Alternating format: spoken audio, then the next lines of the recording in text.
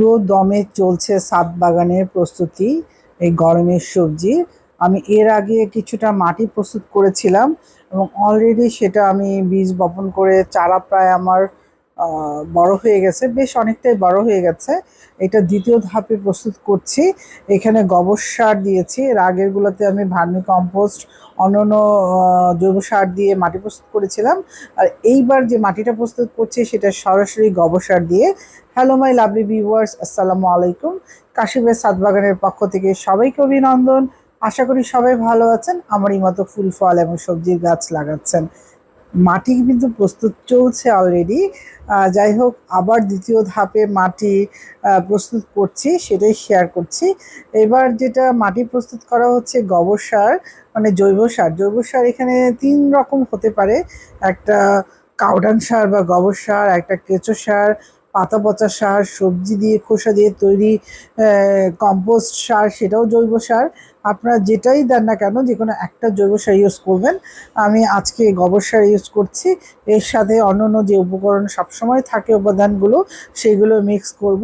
এই মাটিগুলো মিক্স করে রেখে দিতে হবে প্রায় ১ সপ্তাহ। তারপর এটা বীজ লাগানোর জন্য প্রস্তুত বা চারা লাগানোর জন্য প্রস্তুত হয়ে যাবে ইনশাল্লাহ। মাটি যতটুকু নিয়েছি তার 40% নিয়েছি হচ্ছে গোবর সার, বা আপনার যে কোনো জৈব সার 40% নেবেন। আর যে 10% থাকে অন্যান্য উপকরণ হচ্ছে 10% করে আপনারা মিশাবেন।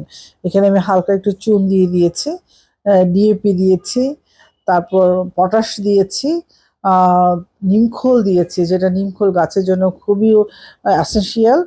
এটা যে কোনো রোগ, পোকামাকড়ের হাত থেকে গাছকে রক্ষা করে।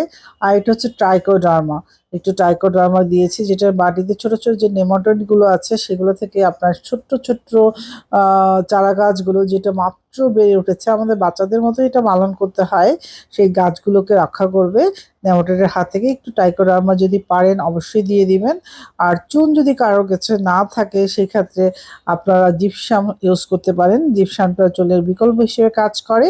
আরেকটা হচ্ছে এপসম সল্ট দিতে পারেন আপনারা, আমি এপসম সল্ট কিছুটা দিয়েছি। আর সামান্য পরিমাণ জিঙ্ক, আর যদি পারেন একটু বোরন সার দিয়ে দিবেন। এই তো, এই দিয়ে হয়ে যাবে মাটি প্রস্তুত। অনেকেই এর সাথে মেশান হাড়ের গুঁড়ো, বাদাম খোল, সরিষার খোল, বিভিন্ন ধরনের খোল উপকরণ মিশান। সেটাও মিশাতে পারেন, না মিশালেও হয়। গাছটা যখন চারা গাছ থেকে একটু বেড়ে উঠবে তখন এই মিশ্র সারগুলো আপনারা ব্যবহার করতে পারেন ১ মুঠো করে। এটা কন্টেনার ভেদে কম বেশি করে আপনারা আপনাদের সুবিধা মতো ইউজ করতে পারেন। আমি মিশ্র সারটা আলাদা করে বানিয়ে ফেলি যে সব কিছু উপকরণ দিয়ে। এর মধ্যে কেঁচো সারটা হচ্ছে মেইন উপাদান থাকে, সাথে বাদাম খোল, নিম খোল, হাড়ের গুঁড়ো, শিংকুচি, আর থাকে হচ্ছে সরিষার খোল। এটা দিয়ে একটা মিশ্র সার আমি তৈরি করি। গাছটা যখন বেড়ে উঠে একটু বড় হয়ে যায় চারা গাছ থেকে, তখন এই সারটা দিতে হয়, কারণ এই সারটা অনেকটাই গরম, হিট তৈরি করে, গাছটা মরে যাবে। এই জন্য এই সারটা আমি বানিয়ে রেখে দিই ৪-৫ মাস আগেই। তারপর যখন চারা গাছটা বড় হয় তখন এটা ইউজ করি। আর আপনারা এর সাথে একটু ছাই ইউজ করতে পারেন, কাঠের ছাই।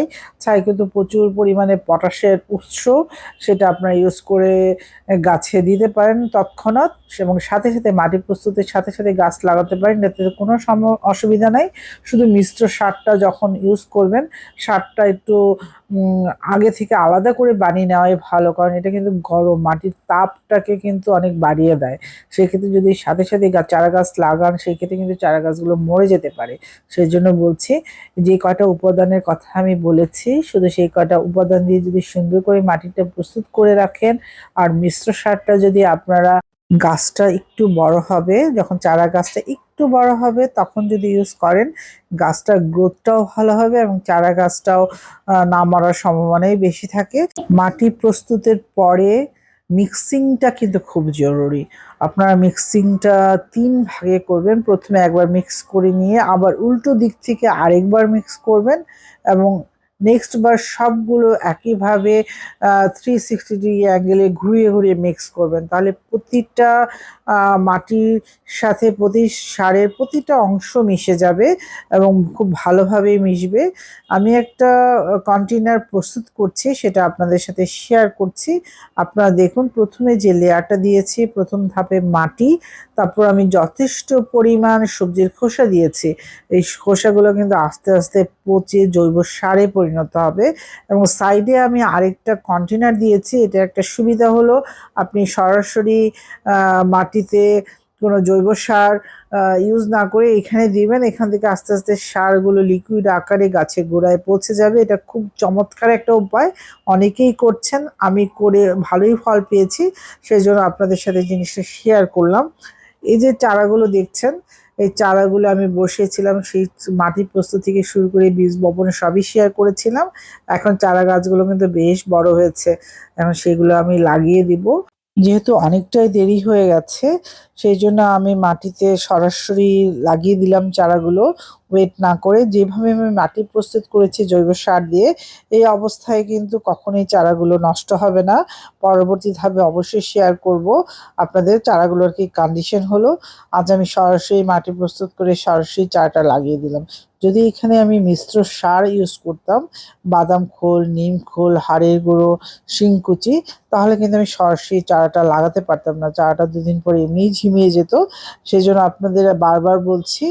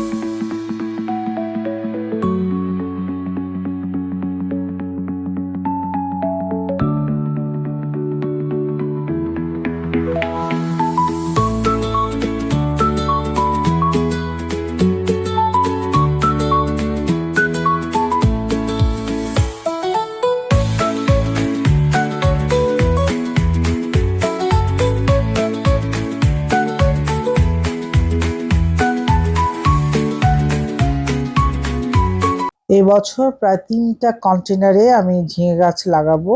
এই কন্টেনারে সুন্দর একটা বৈশাখ গাছ ছিল, এটা আমার পুরনো গাছ, ফেলতে মায়া লাগলো, সেই জন্য আমি ভাবলাম একটু মাটি সহ তুলে অন্য একটা কন্টেনারে শিফট করি, অথবা রিপটিং করি, যেটাই বলেন আপনারা। রিপটিং করে আবার নতুন করে এটার মধ্যে মাটি ভরে আবারই নতুন করে ঝিঙে গাছটা আমি এখানে রোপণ করব। ঝিঙে, কারণ অনেকগুলো ঝিঙের চারা গজিয়ে গেছে অলরেডি, আমি ভেবেছিলাম হবে না, তা যে কটা ফেলেছিলাম সেই 99% জার্মিনেশন হয়েছে, প্রতিটা বীজ থেকে চারা বেরোচ্ছে, সেই জন্য চারাগুলো ফেলতে মায়া লাগলো। 3টে করে প্রতিটা কন্টেনারে আমি প্লাস 9টা গাছ, ঝিঙে গাছ লাগাবো। আমার ভিউয়ার্স বন্ধুরা যারা আছেন নতুন পুরাতন, সবাই যদি আমার প্রিভিয়াস ভিডিওগুলো দেখেন, আপনারা দেখে থাকবেন আমি সব সময় গাছের গোড়ায় কিন্তু সরাসরি সবজির খোসা দিয়ে তারপর মাটি চাপা দেই। সেই জন্য প্রতিটা কন্টেনারে কিন্তু আমার সার মাটি মিশ থাকে সারা বছর ধরে। যাই হোক, তারপরও মাটিগুলো আমি সরিয়ে নিয়ে নতুন করে আবার সেই মিক্স মাটিগুলো কন্টেনারে ভরে দিলাম। ঝিঙে গাছটা আমি লাগিয়ে দিব আজকেই সব। আর এই পটে আমি রিপটিং করছি সেই পুঁইশাকের ডালটা বা গাছটা, এই দেখতে পাচ্ছেন আপনারা পুঁইশাকের ডালটা আমি এখানেই, কারণ 5 লিটার কন্টেনারে সুন্দর হয় কিন্তু পুঁইশাকটা, আপনারা ইজিলি চাষ করতে পারেন বারান্দায় বা ছাদে বা বেলকনিতে, যে যেটা সুবিধা মতো। আমি এই কন্টেনারে রিপটিং করে দিলাম আমার পুঁইশাকের চারাটা। আর যে পুঁইশাক যে কন্টেনারে ছিল সেই মাটিগুলো আমি সরিয়ে নিয়ে নতুন করে মাটি দিয়ে সেই চারাগুলো লাগিয়ে দিলাম ঝিঙের।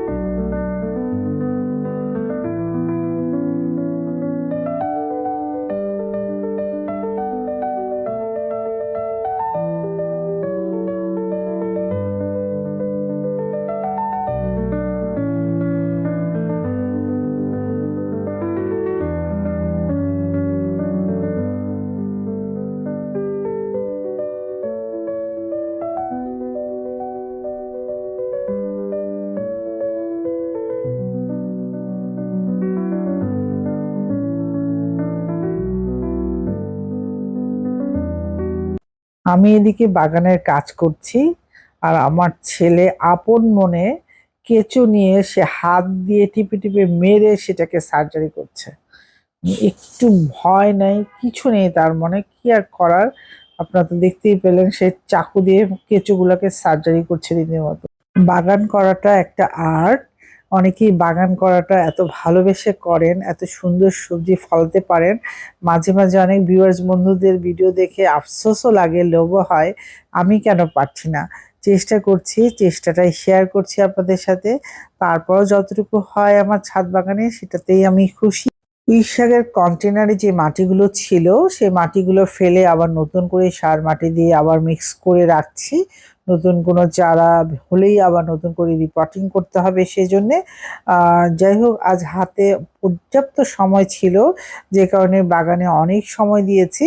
সব তো ক্যামেরা বন্দি করা গেল না, মাটিটা শুধু আপনাদেরকে প্রস্তুত করাটা দেখালাম, কি কি রিপোর্টিং করছি সেটা দেখালাম। যাই হোক, পরবর্তীতে আরো নতুন কোনো ভিডিও নিয়ে অচিরেই আপনাদের সাথে উপস্থিত হব। আমার যারা ভিউয়ার্স বন্ধুরা আছেন তাদেরকে অসংখ্য ধন্যবাদ এতক্ষণ ধৈর্য ধরে আমার ভিডিওটা দেখার জন্য। আর নতুন ভিউয়ার্স বন্ধুদেরকে বিশেষভাবে অনুরোধ করছি, তারা চ্যানেলটাকে সাবস্ক্রাইব করে পাশে থাকা বেল আইকনটিকে প্রেস করে রাখবেন, যাতে নতুন কোনো নোটিফিকেশন আসার সাথে সাথে আপনাদের কাছে পৌঁছে যায়। এবং এই তো, এই সেই কন্টেনার যেটার মধ্যে পুঁইশাক ছিল, মাটিগুলোকে আমি আবার রিসাইকেল করে নতুন করে সার মিশিয়ে আবার এটাতে মাটি ভরছি। আপনারা দেখুন, এবং মাটি ভরছি এক পাশে, কিন্তু আমি একটা কন্টেনার অবশ্যই দিব, যাতে সবজির খোসাগুলা দিতে এবং লিকুইড কোনো সার দিতে সুবিধা হয়। সেটা সেই ক্ষেত্রে কি হবে, গাছের প্রয়োজনীয় খাবারটা সরাসরি শিকড়ে পৌঁছাবে এবং গাছের গ্রোথটা দেখার মতো হবে। আপনারা এই পদ্ধতি অবলম্বন করতে পারেন। উপরে যে মাটিতে আমরা সবজির খোসাগুলো দিই, সেটার একটা অসুবিধা হয়, মাটি অনেক সময় ছত্রাকের আক্রমণ হয়। সেই ক্ষেত্রে আপনারা পাশে এভাবে কন্টেনার দিয়ে এর ভিতরে যদি সবজির খোসা এবং লিকুইড সার দেন, সেক্ষেত্রে সরাসরি মাটিতে আস্তে আস্তে করে জৈব সারগুলো ডিকম্পোজড হয়ে মাটিতে মিশবে এবং গাছেও কোনো ছত্রাকের আক্রমণ হবে না ইনশাল্লাহ। যাই হোক, এখানেও আমি ৩টে ঝিঙে গাছ লাগাবো। একটু আগে আপনাদের ভিডিও শুরুতে বলেছিলাম অনেক ঝিঙের চারা হয়েছে, অলরেডি ৩টে লাগিয়েছি, আরও ৩টে আছে। সেই ৩টে আমি আরও ২টো কন্টেনার লাগাবো। এবং ঝিঙে পরবর্তীতে ফলনটা কি করে আপনারা ভালো করে পেতে পারেন আপনাদের ছাদ বাগানে, সেটা ভিডিও নিয়ে আমি অচিরেই আপনাদের সাথে হাজির হব। এবং এর যত্ন তো পাশাপাশি থাকবেই ঝিঙে গাছে। এই তো এখানে ৩টে আমি চারা বসিয়ে দিলাম। আজ জৈব মাটি প্রস্তুত, সেই সাথে ঝিঙের চারাগুলো রিপোর্টিং করছি কিভাবে, এই নিয়ে ভিডিওটা সাজিয়েছি। আমার ভিউয়ার্স বন্ধুরা, কেমন লাগলো অবশ্যই কমেন্টে জানাবেন। আর পরবর্তী ভিডিওতে অবশ্যই থাকবে ঝিঙে গাছের পরবর্তী পরিচর্যা। সবাই চ্যানেলটাকে সাবস্ক্রাইব করে পাশে থাকা বেল আইকনটিকে প্রেস করে রাখবেন, যাতে পরবর্তী কোনো ভিডিও আসার সাথে সাথে আপনাদের কাছে পৌঁছে যায়। সবাই ভালো থাকবেন, আমার জন্য দোয়া করবেন। আজ এই দিয়ে শেষ করছি ভিডিওটা।